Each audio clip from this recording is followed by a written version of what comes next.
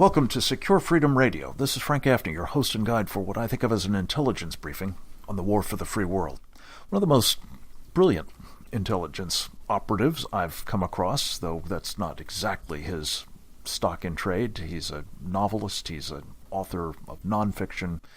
He's a man who has served in the Israeli Armed Forces, the British Merchant Marine, a man, in short, of many parts, but a brilliant, thoughtful analyst of the world is our first guest. He is Mark Helprin. Among other books, he has to his credit Winter's Tale, A Soldier of the Great War, Ellis Island and Other Stories, and much, much more.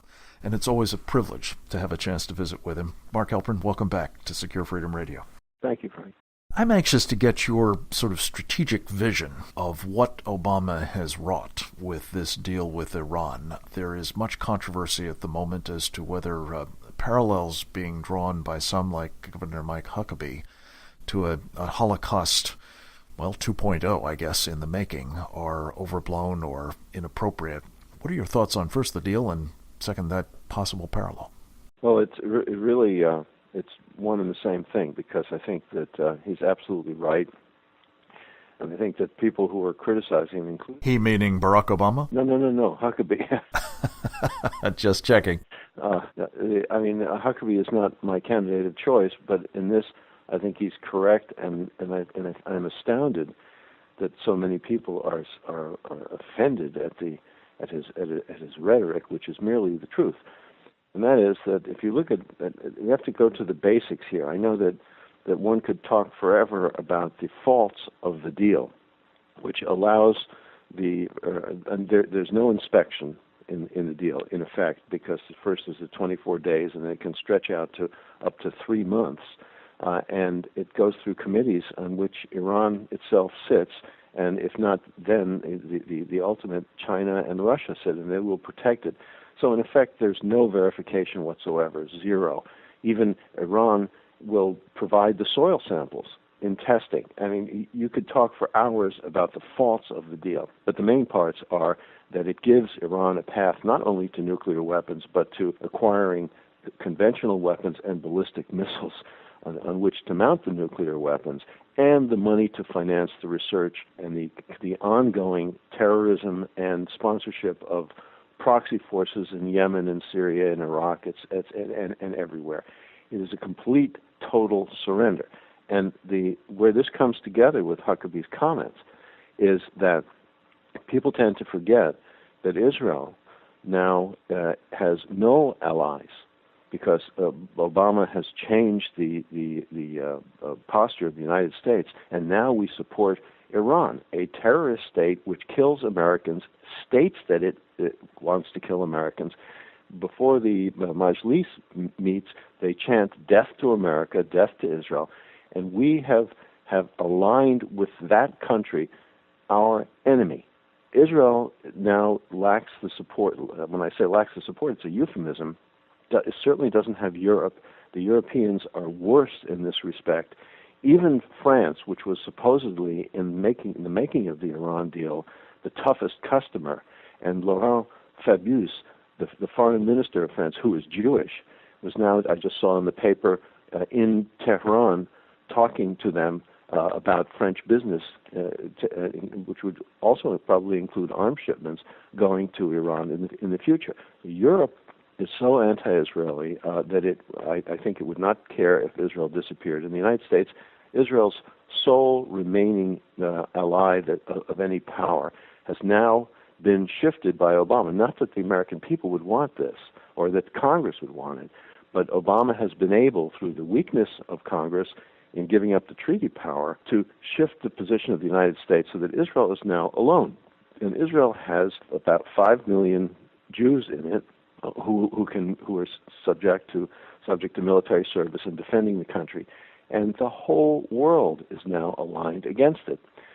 And if the Iranians, as they will, get nuclear weapons, that will neutralize Israel's nuclear deterrent, so that in a conventional war, Israel will have nothing to fall back on, as it did in 1973, when the only thing that saved it were its nukes. The Egyptians stopped in the Sinai. They could have conquered the whole country, because Israel has nuclear weapons. Now their deterrent will be neutralized.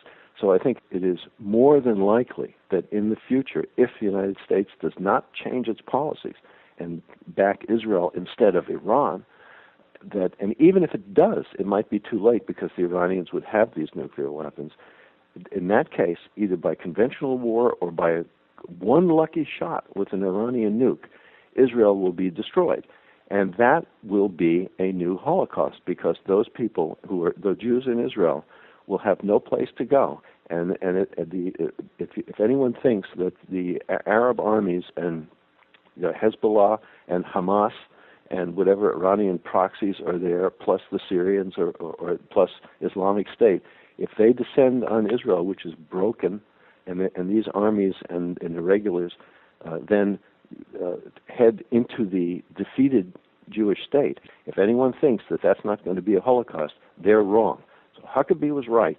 He's entirely right. And it is shameful that people attack him for saying the truth, including the Jewish organizations, like not just J Street, but the more centrist Jewish organizations, which it's equivalent to when Hitler came to power. If someone warned about the future for the Jews in Europe, of that person being attacked in the 30s by, among others, Jews. It's just crazy. It is crazy. Our guest is Mark Helprin. He is an author, a columnist, a journalist, the past at least, a senior fellow with the Claremont Institute, a man who has been contributing mightily to our thinking about national security, especially over the years, in addition to his marvelous collection of novels. His op-eds in the Wall Street Journal, most especially, have been really extraordinary in their thoughtfulness and their importance.